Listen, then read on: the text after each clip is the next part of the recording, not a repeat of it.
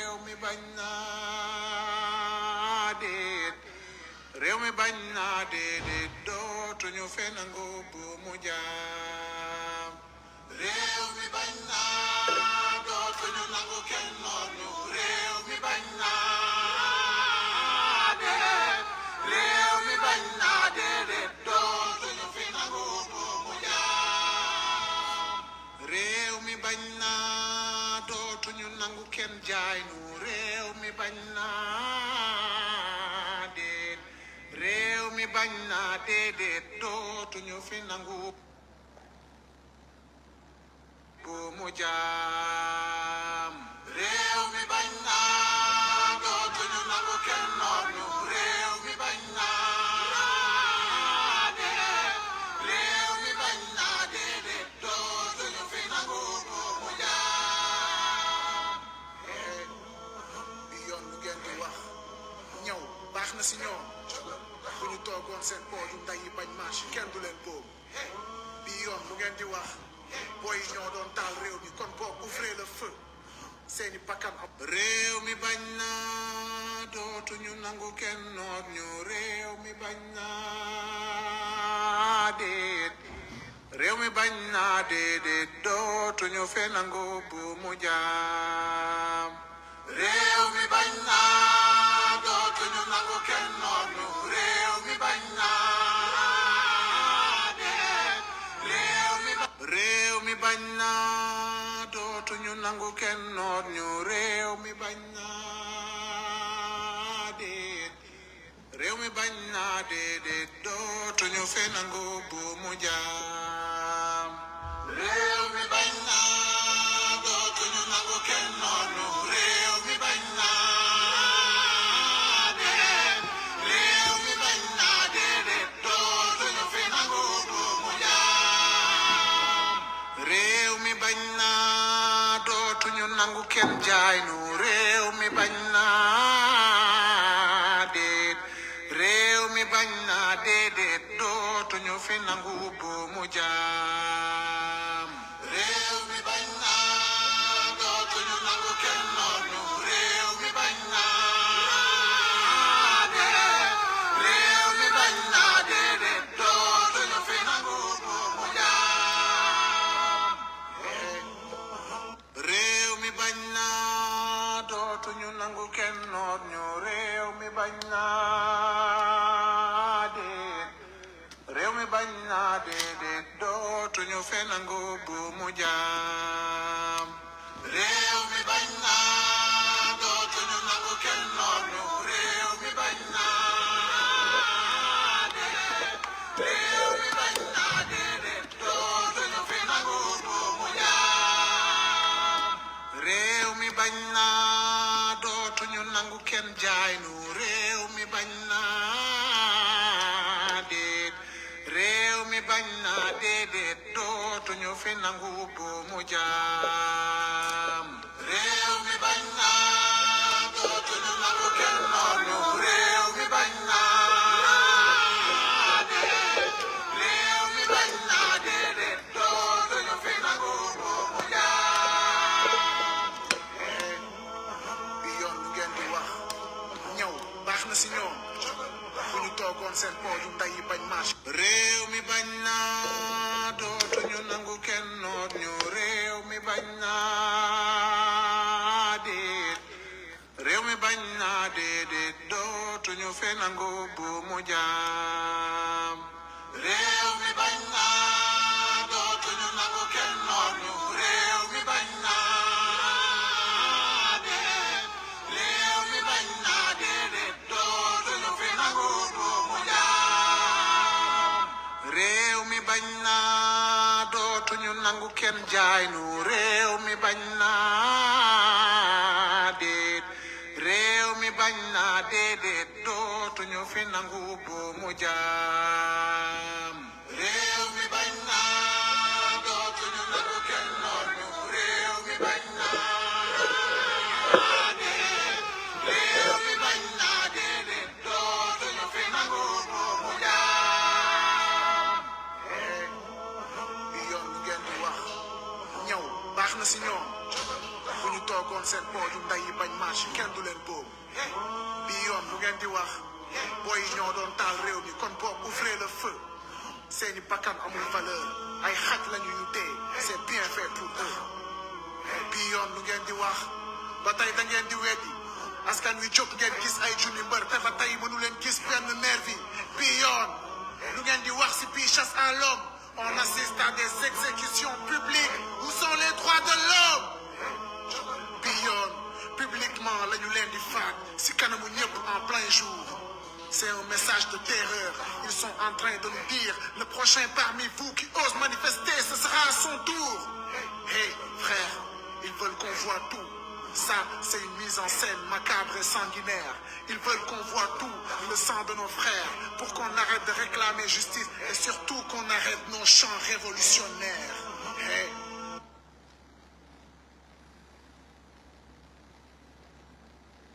bokk ça du yaa ngi gis kii tànge ni muy yoote di raam si biir dënn yaa ngi gis ñu ngi lay préparer psychologiquement si jamonoy dictature yi nu nar a jëm alors qui terrorise qui terrorise qui les mots sont importants le mot terrorisme ne sort pas de leur discours par hasard tous les leaders d'opinion et les presses les plus libres sont sous leur radar pourquoi ceux qui sont assis sur notre pétrole parlent de terrorisme quand le peuple s'exprime et toi t'es dans leur camp t'es avec eux hein t'es avec ceux qui nous oppriment la balle est dans ton camp les armes sont dans leurs mains et les balles sont dans nos cœurs et les balles sont dans nos peurs et les balles sont dans nos pleurs mais nous on a choisi de résister aller au-delà de nos peurs aller au-delà de nos terreurs réfléchis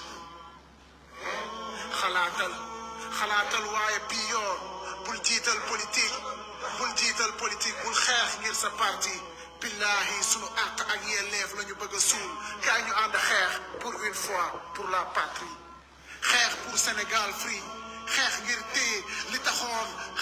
téye li taxoon sunu maam yi ñàkk seen bakkan frère bu seetaan doon complice bii yoon woo naa la si xeex ngir jàmmi réew mi bul toog di seetaan lu ñaaw lii ngay gis réew mi bañ naa dootuñu nangu kenn noonu réew mi bañ naa réew mi bañ naa déedéet dootuñu fi nangu mu jaam lii dafa ñaaw alkaati yaa ngi nuy rey les mains en l'air mënuma ko booleeg di leen tàccu ñi leen doon tàccu xanaa dañoo déggul riiru fetal yi way jur yi di xaacu dañu doon marché rek di leen woo si yoonu jàmm ñoom ñu ni si ordre la ñuy dox sol tenue warul soppi nit robot am ngeen conscience def leen li mu leen jox dañu foogoon ni ñun ak yéen a far dañu foogoon ni ñun ngeen di aar moo taxoon ñu leen di tàccu waaye tàccu police bii taxul alkaati bàyyi dóor ku janoog ñoom di sànni xeer état bi sa néew ngay for bañ weex na waaye deret moo ko lal moytul reetaanu policier bu nguur gi armé jusqu'aux dents bul dof gardien de la paix bëggul sa jàmm yaram li mu bëgg mooy jàmm président dëgg la si biir police bi ñëpp yamunu mapamtuwaat ko si biir police bi ñëpp yamunu waaye exception bi règle bi rek lay dëggal ndayo criminel yi mooy ki ni ko mu diire bal réel si dënn mbaa si bopp rek doomu jaamur jékki néewam dem yomb ko topp bàyyi na mu Sonko ndam damay jubilé loolu taxul woon may xeex fii Sénégal mooy suñu moo door jaay doole bi ñu bëgg mu jeex ngay xeex ils veulent qu'on voit tout ça c'est une mise en scène macabre et sanguinaire ils veulent qu'on voit tout le sang de nos frères pour qu'on arrête de réclamer justice et surtout qu'on arrête nos chants révolutionnaires comme ça yaa ngi gis mbokk yi asalaamaaleykum ñu ngi leen di ziyaare di leen jaajëfal di leen nuyu kenn ku nekk ci fa nga ne di seq ak yéen waxtaan bu gàtt dellu si ci tolluwaayu réew mi rawatina li fi xew démb mbokki Sénégal ñu ngi leen di masawu di leen masawu bu baax ci li fi xew démb ndax lu tiis la ci réewum Sénégal réew mu mel ni Sénégal, lu tiis la ci xolu kenn ko nekk ci yéen Sénégalais yi ak foo munti bokk ci diine wala ci waaso wala ci dëkkuwaay. li xew démb gàcce la ci Sénégal, àdduna bi yëpp di ñu seetaan. lii de lañ leen doon bañal moo taxoon ñu ne woon dossier bu nu mel warul woon sax génn ci enquête, phase enquête gendarmerie, waxuma laa procureur di ci def réquisitoire ba juge d'instruction di ko jël ba mu yegg fii mu yegg. dossier bi warul woon yegg foofu yëpp. waxuñu woon loolu parce que dañoo jàppoon ni citoyen extraordinaire lañu ba bu dee def nañu dara yoon bañ ñoo war a topp, déedéet. waxuñu ko foofu ndax li ñu gëm ñun ak li ñuy dund mooy li nga xam ne jàngal nañu ko ci diine bi yonent bi alayhi salaam waxee ni Fatima doomam ne ko ak li ma lay bëgg yépp boo defoon naka su dul noonu yoon dal sa kaw te duma la làq sama gannaaw, man loolu laa gëm. kon waxewuñu woon foofu, waaye dañu waxe woon ci kaw dossier boo xam ne lépp ay fenk la, ay nar la, ngeen jégal ma ci kàddu gi, ay feni neen la. dossier boobu warul woon sax ñu koy yëkkati, rawatina nag mu yegg fii ba lu mat daanaka 20 ci ay bakkan rot nañ ci. lii lañ doon bañal Sénégal. li xew démb defe naa ak sénégalais bu ne fi mu toog rus na. ni ma leen ko doon bañalee nag noonu la ko Macky Sall bëgg la leen ko bëgg leen, ndax li xew ci dossier bi yëpp ma baamu ko weesuwul loxo Macky Sall. ba waxee nag dañ naan moom dañu wax mu singali Macky Sall, waaye Macky Sall mooy wax procureur defal mu def. loolu est-ce que sénégalais xam nañ ko? Macky Sall mooy sant procureur jaare ko ci Ismaïla Madior Fall mu def, mu ne ko bàyyil mu ba. kon bi procureur Bassirou Guèye di yor dossier bi def ci lim ci def ci ay ñaawteef ba ñëpp gis ko te loolu umpul Macky Sall, mu encouragé ko ci ne ko demal, parce que boobu gisul leneen lu dul sama adversaire politique bi ma gën a sonnal, bi ma gën a jaaxal, am naa fu ma ko téye. loolu andi woon fi lim fi andi woon diggante février ak mars 2021. Sénégal yëpp génn ne ko ànduñoo ak li ngay def ci dossier bi. ñaaw na, salte na, te teguwul ci dëgg. ndax bu ñaawoon te salte te tegu ci dëgg it yoon def li mu war a def rek. ñu foogal ni bu ñu génnee ci loolu dina ci am lu mu jàngat. mu boomoon ci 10 bakkan ak ñeent ba tey jii ñu ngi koy jooytu ñun ñëpp. te commission d'enquête bi mu annoncé woon sax defu ko ci.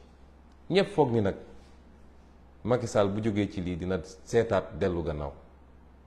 ndekete moom ma nga doon dem uti doole gu mu nootee Sénégalais yi pour mën a wéyal li muy def.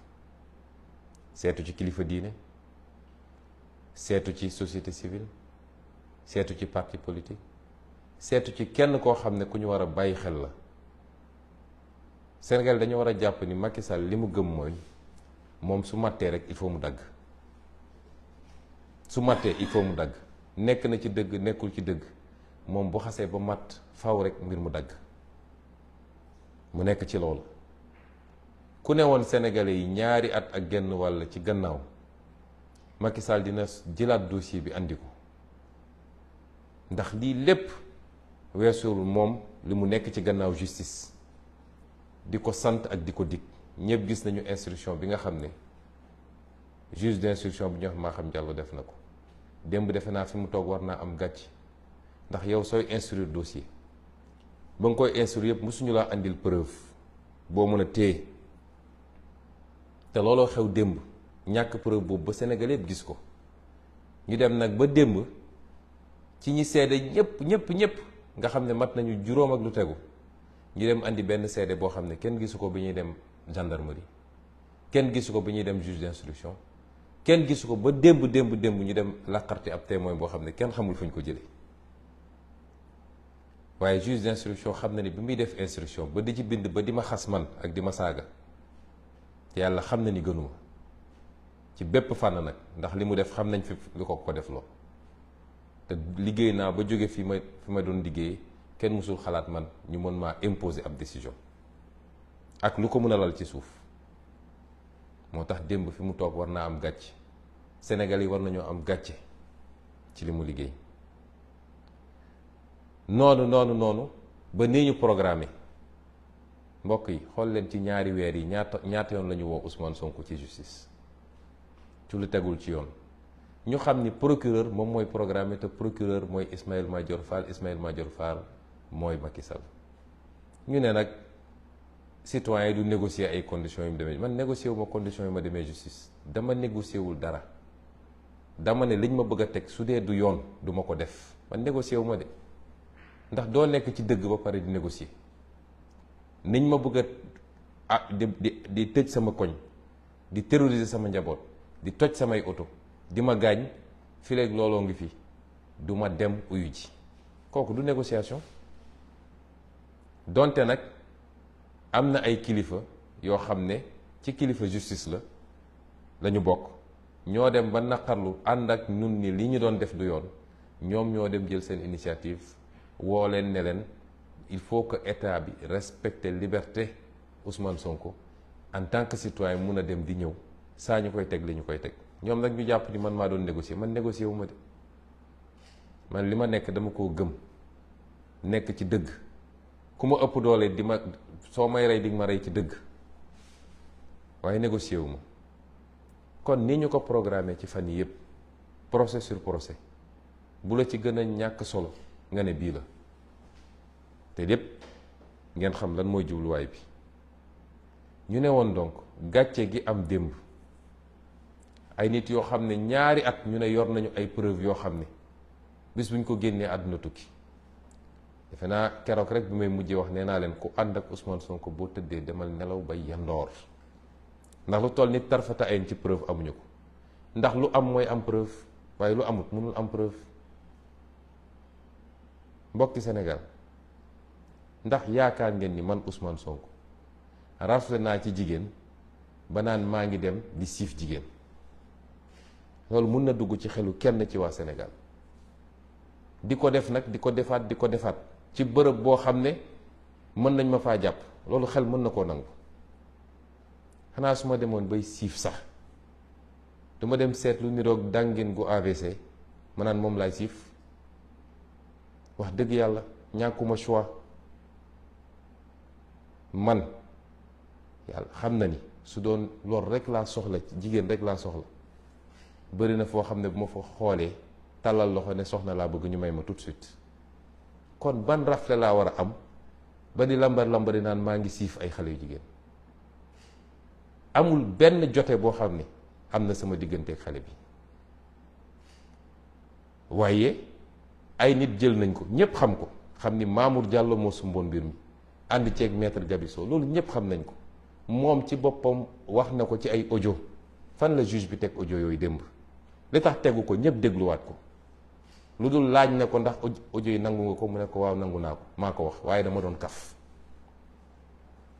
koo xam ne nee nga dangaa ëmb depuis ñetti at wala ñaari at ak genn wàll wasino ñu ne li tax nga wax ko dama doon kaf dama doon naxeete nga dellu si ni yor naa ay preuve yu dul jeex mi ngi fii sama téléphone mosoo génne ay preuve nga dellu si def say audio wax lu doy waar loo xam ne ku ne tudd nga ko ci ñi nga wër ne def na ma lii def na ma lële ne Mamour Diallo moo ma sant lii ma dem ba xam ne aw ma pexe ma ne naa ko nax moo tax ma woote ne ñëw leen am naa li ngeen bëggoon loolu suñ ko tegoon ci tribunal ab juge warul sax naan damay toogaat di déglu 30 secondes waaye li gën a yéeme mooy ñii nga xam ne ñooy comploteurs yi ñoom la waroon topp tey ñu daan leen daan yu méttee métti ndax seen caaxaan bi lor na doomu aadama yu bari du bakkani ci rot rek waaye ñaata ay alalu jàmbur yàqu na ci ñaata yoon la ñu jël réew mi naj ko ba kenn noo yeetu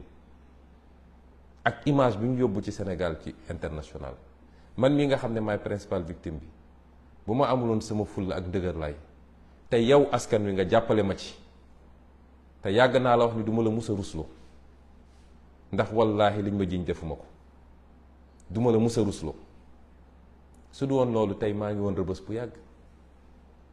foog ngeen nag dinañ jaar foofu yépp ba egsi fii Macky Sall toog ne fa ma bàyyi woon liggéey bi fa laa koy jëlewaat dinaa ko yeggali déedéet loolu mënul ne ndax bakkan yi ci rot waruñu ñëw gën a gore ñun ñoom la wax ñu ne force restera à la loi mooy ñoom li ñu bëgg a def loo justice dañ koy def ba mu mat sëkk faalewuñ ci Masamba faalewuñ ci Mademba faalewuñ ci preuve faalewuñ ci ku am dëgg ñun nag ñoo war a am suñu fulla ba nit wan leen ni force restera au peuple mooy askan wi kenn du ko noot ci lu dul dëgg li xew démb gàcce la ci Sénégal rus naa ci am naa ci lu ma naqari li tax nag suñu xel warul dal ci justice ni muy doxee ba tey xam ngeen ni li xew démb yoon dafa ne mënoo àtte nit en matière criminelle lu dul am na ku koy layal avocat kenn mënul def procès te avocat amul démb ndey soxna su dul ndey Xadi Njaay su dul dara sax di jigéen goo xam ne mu ngi toll diggante ñu naan juróom-ñaari weer wala juróom-ñetti weer nga téye ko ci suba ba xaaju guddi nanguloo ko sax mu am avocat bu toog ci wetam ñu ne la bu amul avocat da nga war a arrêté ba ñu ko may ko mu dem uti ay avocat nga doog a def procès bi li xew démb musul am ci histoire justice ci àdduna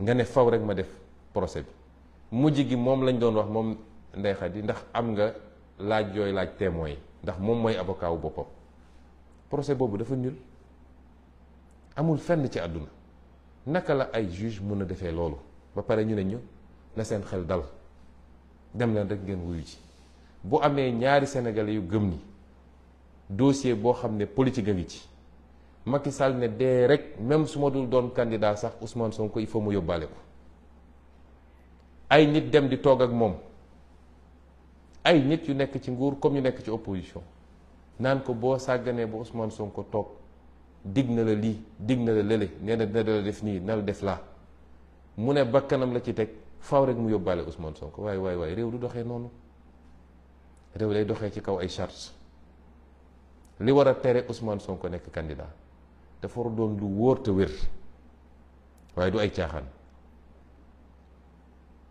bi ñu commencé ba léegi ci tappale la ñu nekk nee nañu Ousmane Sonko jot naa convocation waat naa ci yàlla billaahi wallahi bu dee jot naa convocation yàlla na ma yàlla alak ila yow mi diin te ñoom ñi wax ni jot naa convocation ku ci waat lii lakk commissaire bi bind ne ñëw na sama kër fii si Ziguinchor fekk ma taxaw ci buntu kër gi mu jox ma convocation wallaahi waxul dëgg dafay fen moom xam na ko ñoom ñi ko def xam nañ ko te li gën a yéeme nee nañu jox nañ ma convocation fii si Ziguinchor le 11 commissaire Adramé attesté ko ne commissaire Massali bi nekk Ziguinchor moo ma fekk sama buntu kër même commissaire Adramé moo defaat beneen rapport le 16 ne Ousmane Sonko jotuñu koo gis joxuñu ko convocation te moom nee na le 11 jox nañ ma convocation document yëpp mi ngi fi nañ ko génn ngeen gis pour woon leen tappale gi nekk ci justice fi mu toll nii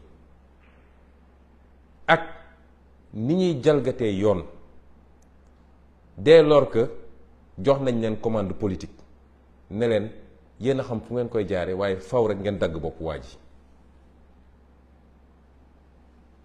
président Abdoulaye Wade dañ ma envoyé tey benn vidéo muy def benn interview benn tubaab ne ko oui mais un procès est risqué mu ne oui en Afrique un procès est toujours risqué mais j'ai toujours dit qu'un procès politique ne se gagne pas au tribunal, ça se gagne avec l'opinion. su ngeen gisee sama taxawaay début ba léegi loolu laa leen bëggoon wax li xew démb won na leen ni lii weesuwul caaxaan waaye su doon dañoo caaxaan ci lu ko jar mais jël suñuy doom di def yu salte yi seen kanam àdduna yépp di ñu seetaan lépp jàpp ni mën nga détruire ab doomu aadama lépp nga jàpp ni ndax Sonko mu sell mi ñuy dégg mooy dagg seen xol image bi sénégalais jàpp ci Sonko ni kii de ku baax la, kii di jullite la, kii ko jub la, mooy dagg seen xol. ñu jàpp ni procès bu mel nii mënoon naa yàq image boobu.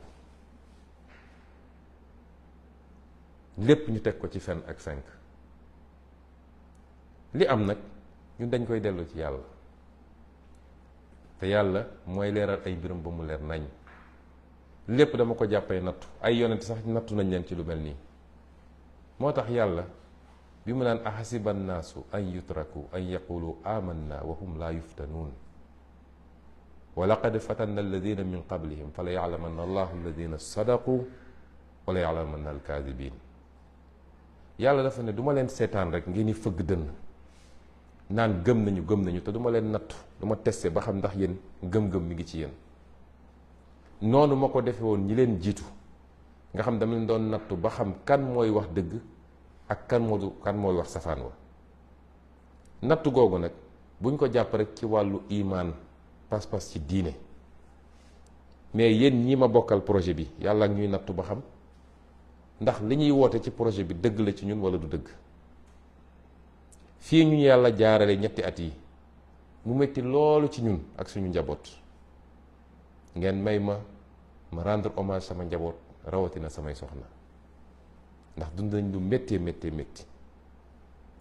te kenn musuma cee wax lu dépassé, te kenn musul jóg ne maa ngi génn kër gi, kenn musul toog ba wax lu jëm ci lii, te ñépp xam ni lii natt gu métti la. ma leen di rendre hommage soxna Khady Kébé ak soxna Anna Diamanka ak samay waajur ak samay mbokk, mais ak waa parti bi yëpp ak sénégalais yëpp nag, ndax sénégalais yëpp koo laaj mu ne la lii xam naa ni ay caaxaani neen la. waaye natt yooyu la ci yàlla jublu mooy gën a peese suñuy mbagg ba xam ndax li ñu bëgg a yóotu attan nañ ko. ñun de dund nañ ci ñetti at yi loo xam ne gaw ma ni am na homme politique Sénégal bu ko mës a dund. waaye nous sommes toujours debout parce que suñu lépp dañ koo dénk suñu borom. dañoo am gëm-gëm te yàlla daf ñoo sant muñ, ku yàgg muñ rek dëgg feeñ. moo tax may woowaat sénégalais yépp, manipulation bi bëri na. nee naa leen lu toll ni jote maag loo xam ne lu ñu nangu la sax amul sama diggante ak ndaw si, te depuis le début wax naa leen ko. waaye manipulation bi bëri na. lañ ca bëggoon defe naa tey la furaas, ndax xëy nañu seen presse yépp génne ay titres, ku ne di wax lu gën a bon, fu ne nga dagg ko. waaye peuple bi gëmu ko.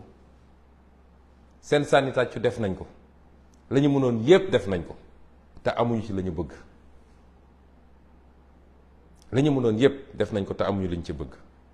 manipulation dem na ba nga gis ab journal bu mel ni l'Observateur nga xam ne Ousmane Sonko lay bañ a dégg, jël li nga xam ne moom la docteur Alfousseyni Gaye wax ñu wëlbati ko totalement. ba defe naa sànq rek balaa may commencer émission bi laa gis ni kooko bind na sax communiqué ne lañ ko wax loo yépp mosu koo wax. nit loo ko bañ dee ko waxal li mu def. Sénégalais yi kenn dofu ci, ñu mën a déglu la, ñu mën a xool lañu, te loo xam ne suba ngoon jot réseaux sociaux yi nit ñaa ngi doon def reportage en direct, nga jàpp ni yow mën nga am xëy rek daal di chargé wax lu ñaaw, wax lu bon, génne Ousmane Sonko ci xolu Sénégalais yi. tey la Ousmane Sonko gën a nekk ci xolu Sénégalais yi. li tax saa su ma génnee ñu gaawantu sànni lacrymogène, xam nañ ni fu ma génn Sénégalais yi génn ànd ak man. kon mu des nag fa ñu jëm.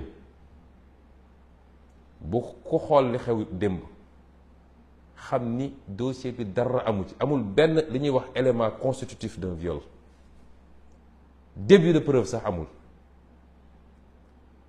ñépp gis nañ ko.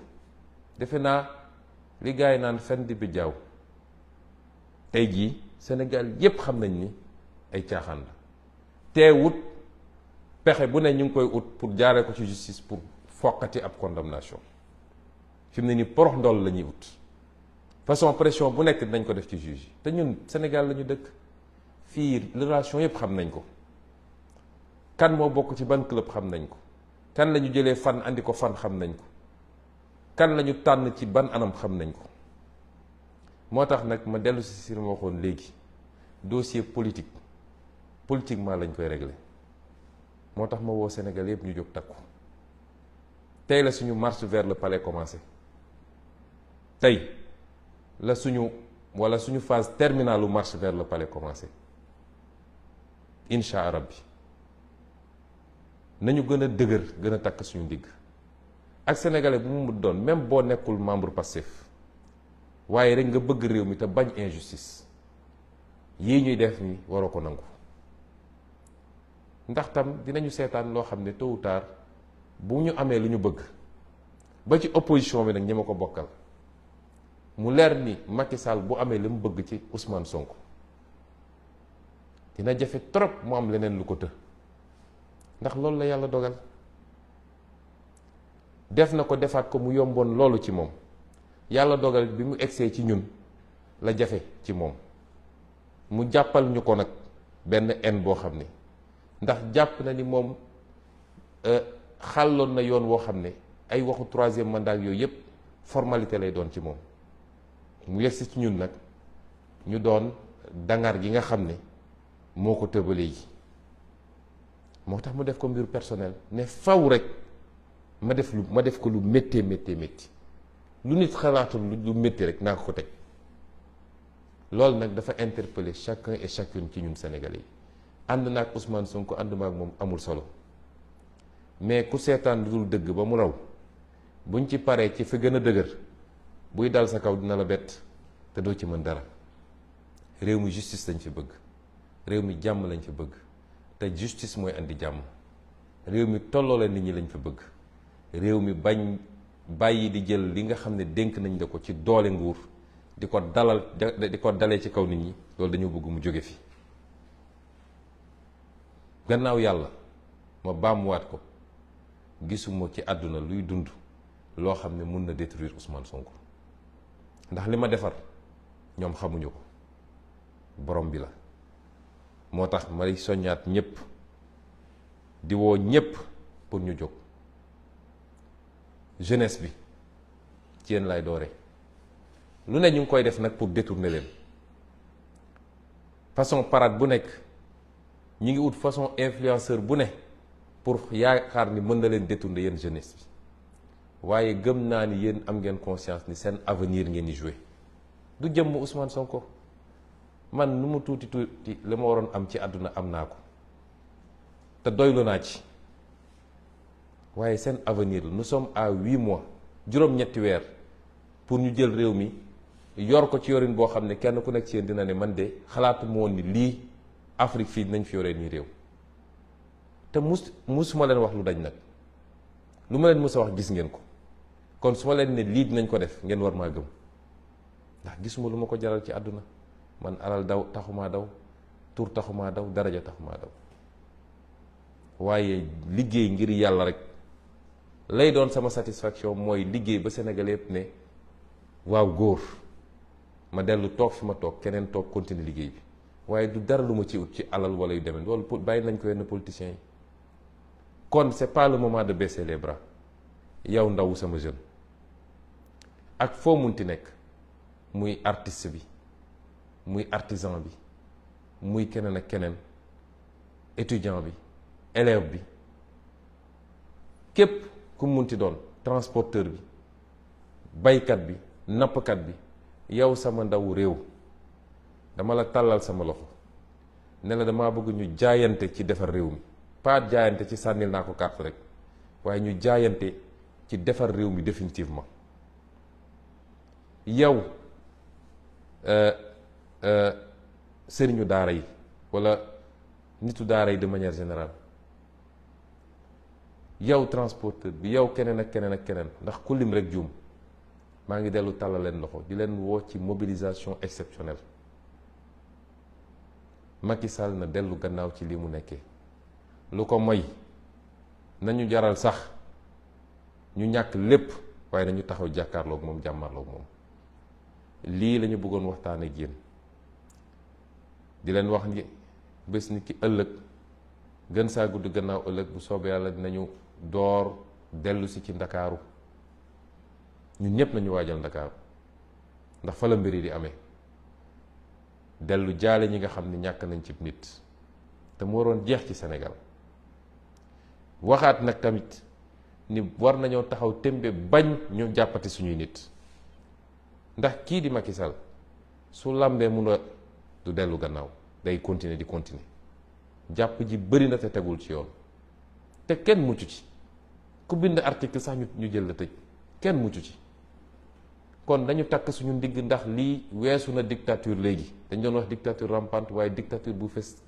gànn la ñëpp di ko gis kon dañu takk suñu ndigg jàmmarloog Macky Sall bu delloo see xelam xam ni moom réew mi donn ko ñun ñëpp ñu mayante jàmm lu ko may bu ñu gendarme fees ay gendarme moom fees suñu bët bu ñu ay policier fees suñu bët ay nit lañ ñuy ay nit te gis ngeen bi ñu taxawee ni ñu waroon taxaw mois de mars fi mu mujje kon maa ngi woo ñëpp ci ñu jóg taxaw gën a takk ndigg yi gën a farlu di sant sénégalais yi nag ci seen soutien façon message bu ne maa ngi koy jot mënuma tontu ñëpp di leen sant ci seen soutien ak seen kóolute ne leen nag lépp loo xam ne maa ngi ci doon def benn fasinaat ci def téeméer fi mu toll nii kon ñu ngi leen di gërëm di leen sant asalaamualeykum wa rahmatullah wa barakatu.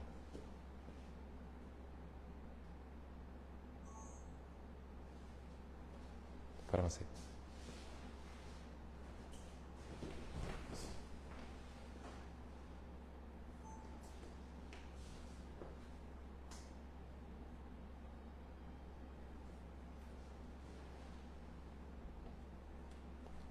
Bonsoir, chers compatriotes.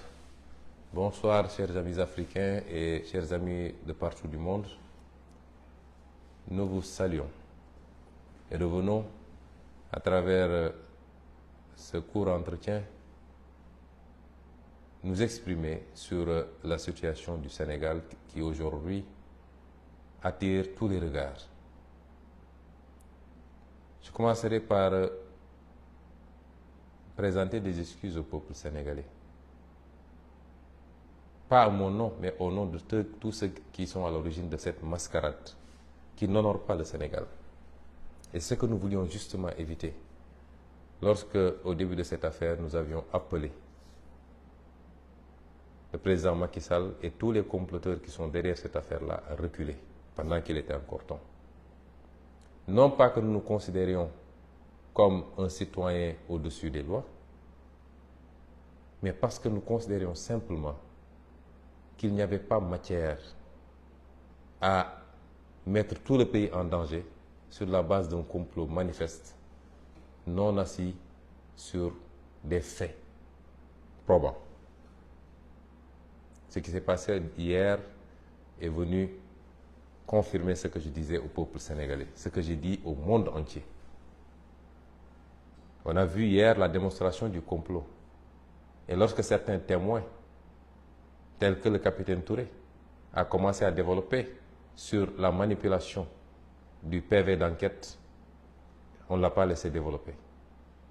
Lorsque Mme Tal a commencé à développer sur les implications du président Macky Sall, selon les dires même de la plaignante, on n'en a pas tenu compte.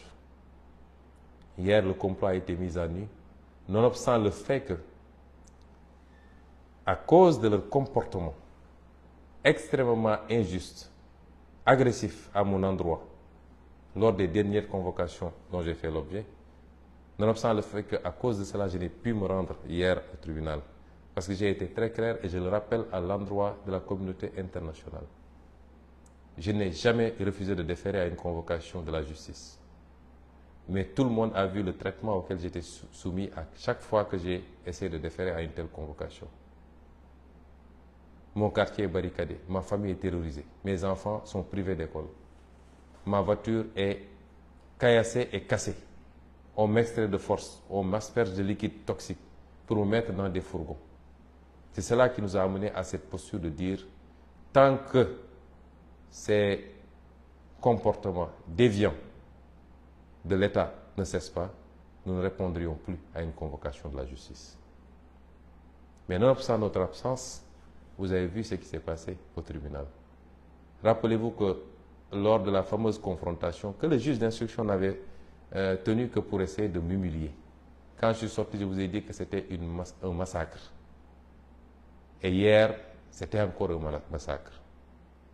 Le seul objectif, c'était de livrer une jeune fille manipulée, à qui on a promis passeport diplomatique et exil à l'étranger, plus de fortes sommes d'argent, qui ne comprend même pas le rôle qu'on veut lui faire jouer, l'amener devant un tribunal et lui imposer des récits salaces, soi-disant pour jeter l'opprobre sur le candidat Ousmane Sonko. Et c'est ça qui est dramatique. Une jeune fille de rien du tout, prise au piège d'ogres politiques, qui ne feraient jamais faire la même chose à leur propre fille, à leur propre sœur, et qui tiennent aujourd'hui en otage cette pauvre demoiselle, qui n'est pas si innocente que cela, puisqu'elle aurait pu se rétracter depuis longtemps, mais elle continue, de plus belle. Et c'est pourquoi elle doit comprendre que tôt ou tard, elle paiera le prix fort de son forfait. Elle et tous les comploteurs qui sont avec elle, les Mamoud Diallo, les maîtres Gabisso, toute la chaîne et tous ceux qui, dans l'instruction de ce dossier, etc., se sont comportés d'une certaine manière. Parce que le Sénégal a payé un lourd tribut à cause d'un dossier aussi vide. Chers compatriotes, chers amis étrangers, pour un dossier de viol, la partie civile, ni le parquet, ni la partie civile n'ont été à mesure d'apporter la moindre preuve, parce qu'il n'y en a pas. Il n'y a ne serait-ce que l'existence d'une relation intime avec cette jeune fille, a fortiori un rapport non consenti. Et je l'ai dit depuis le début. Aucune preuve, aucun début de preuve même n'a pu être produit pour une audience qui s'est étirée de 9h ou 10h jusqu'à 3h du matin. Mais ce qui s'est passé hier nous interpelle. Ce qui s'est passé est très grave. On n'a jamais vu autant de violations des droits de la défense dans un procès. Comment peut-on admettre, alors que le droit, le code pénal et le code de procédure disent de manière très claire qu'on ne peut pas juger quelqu'un en matière criminelle sans l'assistance d'un avocat? Et hier, des juges ont soumis Mme Ndeye Khady Ndiaye en état de grossesse de 8 mois à une procédure que rien ne justifiait, un empressement que rien ne justifiait, toute une journée jusqu'à tard la nuit, sans qu'elle soit assistée par un avocat. Comment vouliez-vous qu'on fasse confiance à une justice qui fonctionne comme ça? Il n'y a pas de violation plus flagrante. Elle n'a pas eu droit à un avocat. Et le tribunal lui demandait de poser des questions aux témoins, parce qu'elle était son propre avocat. À l'endroit de la communauté internationale, c'est ça la justice sénégalaise aujourd'hui sous Macky Sall. Et on nous dit de faire confiance à cette institution-là pour juger en son âme et conscience. Les violations, on ne peut même pas les énumérer. Elles sont énormes. On a voulu faire croire aux Sénégalais que j'aurais reçu une citation. C'est parfaitement faux. Jamais je n'ai reçu une citation. Le commissaire Mansali de Ziguinchor a délibérément menti, si c'est lui qui est l'auteur du PV, en disant qu'il m'a trouvé devant chez moi, en décrivant les murs de la maison, mais tout Ziguinchor connaît ma maison, et qu'il m'aurait remis une citation que j'ai refusé de prendre et que je n'ai pas signée. Je jure qu'il a menti. Et, comble de contradiction, on antidate ce document, parce que lui, il a été saisi le 11, au soir. On antidate ce document pour le dater du 11, sous la supervision du commissaire Adramé Sarr de la DIC, et le même commissaire Adramé Sarr établit un autre document pour le 16, donc postérieur à ce document, pour dire qu'il n'a pas pu remettre de convocation à Ousmane Sonko. Un crime n'étant jamais parfait, nous sommes en présence d'un mensonge. Comment aujourd'hui la police de ce pays, et c'est la deuxième fois qu'on m'a fait ça, parce qu'on m'avait fait ça avec le dossier ce faux dossier de diffamation, en se présentant chez moi et en disant qu'un de mes gardes du corps a déchargé alors qu'il n'en était absolument rien. On établit des faux pour essayer de forcer. Et un juge récupère ça il ne veut pas voir la réalité et dit que Sonko a reçu sa citation. Ensuite, on balance à une certaine presse qui dit que Sonko a reçu une citation. Depuis que j'ai maille à partir avec la justice sur des dossiers fabriqués, jamais mes droits n'ont été respectés. Et aujourd'hui, si on avait une vraie justice, c'est ces comploteurs-là qui auraient dû être poursuivis. Et pourtant, j'ai déposé des plaintes depuis plusieurs mois maintenant. Gageons qu'elles ne seront jamais instruites par cette justice, par ce parquet général complètement pourri, par ceux qui doivent instruire les dossiers. Et c'est ça la réalité du Sénégal aujourd'hui. On nous dit de faire confiance à cette justice. Je suis désolé, je ne ferai jamais confiance en cette justice. Nous sommes en face de dossiers politiques. Et comme disait le président Abdoulaye Wade, un dossier politique ne se gère pas au niveau des prétoires. Et ce qui s'est passé hier le prouve. Depuis quand le tribunal se transforme en une salle de projection pornographique, simplement pour essayer d'atteindre un opposant, sur des faits qui n'existent pas, qui ne sont pas établis. Et c'est pourquoi nous considérons que, et nous continuons à appeler tous les Sénégalais à se mobiliser.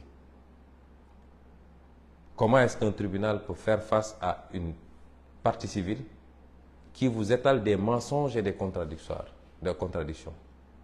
Les vidéos sont là qui font lésion, où cette partie civile disait détenir des preuves irréfutables sur son téléphone portable. Ni à l'instruction, ni à l'enquête de gendarmerie, encore moins à l'audience, elle n'a pu produire cela. Comment cette partie civile peut dire qu'elle ne connaît pas Mamour Diallo alors qu'il y a une vidéo qui circule où elle dit « c'est moi qui ai enregistré Mamour Diallo parce que je voulais avoir des preuves pour la suite ». Comment cette partie civile peut avoir déclaré avoir été enceinte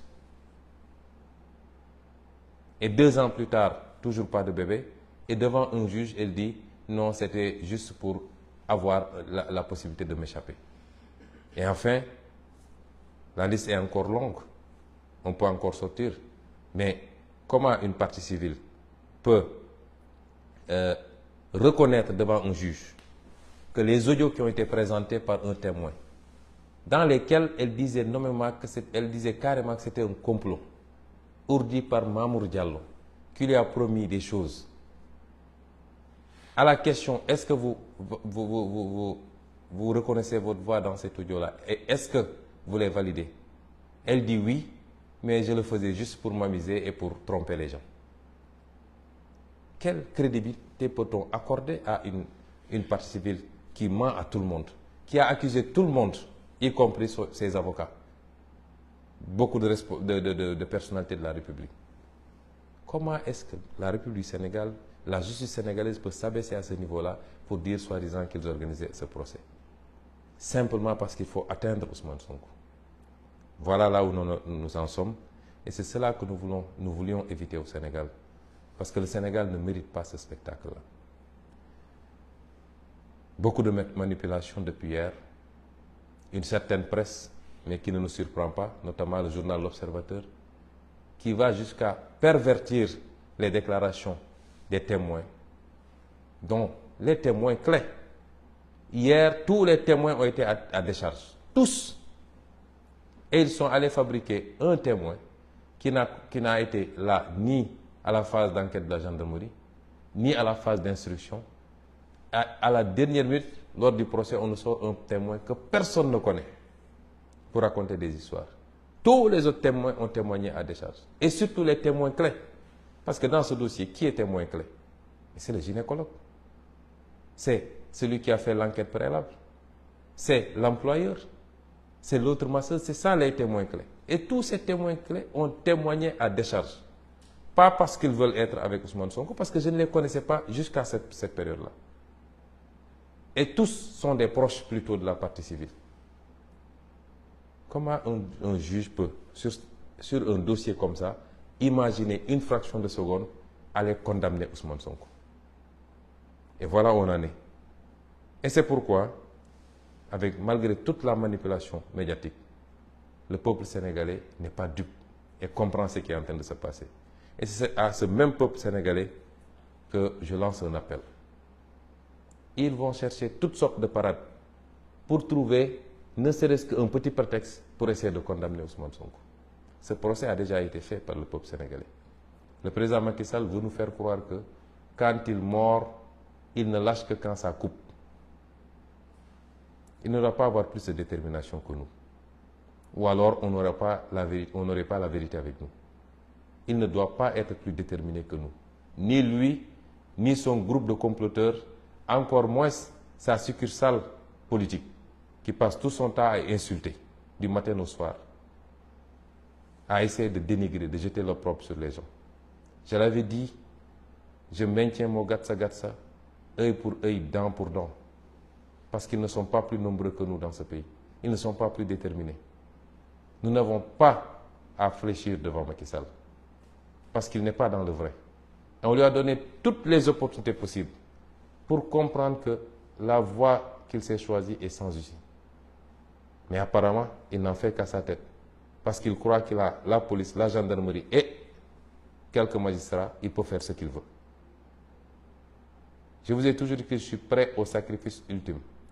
Ce n'est pas pour autant qu'ils vont essayer de m'assassiner pour dire c'est lui qui avait dit qu'il serait, donc il s'est tiré une balle. Non, je ne suis pas suicidaire. Je sais ce que ça veut dire dans ma religion. Mais je me battrai avec tous les moyens qui sont à ma disposition contre l'injustice. Et j'appelle tous les Sénégalais à se mobiliser à nos côtés. Parce que si Macky Sall arrive à ses fins avec Ousmane Sonko, mais rien ne le retiendra plus dans ce pays. Et vous le savez, ce sera la dictature totale.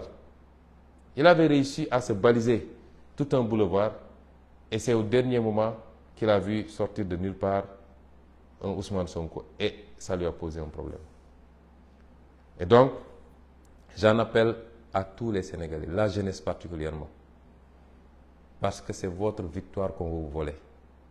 C'est la possibilité que vous avez, plus que toute autre génération antérieure, de prendre votre destin en main, de prendre votre pays en main et de prendre votre continent en main. C'est ça qu'on va vous voler. Et c'est le même système qui veut aujourd'hui vous voler ça. Et se perpétuer dans la corruption, dans le détournement de deniers publics, dans les choix non prioritaires, dans la compromission des intérêts nationaux. Est-ce que vous allez l'accepter? On essaie de vous amadouer.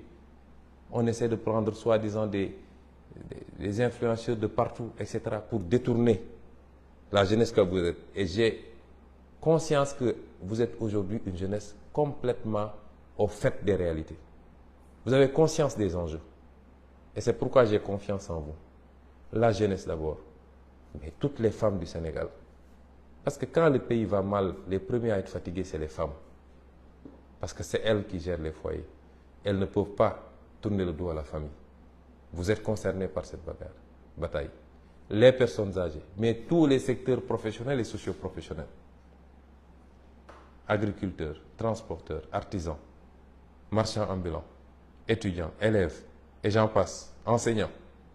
Vous êtes tous interpellés aujourd'hui. Ce combat est le vôtre avant d'être même celui de Sonko. Je n'en suis qu'un élément.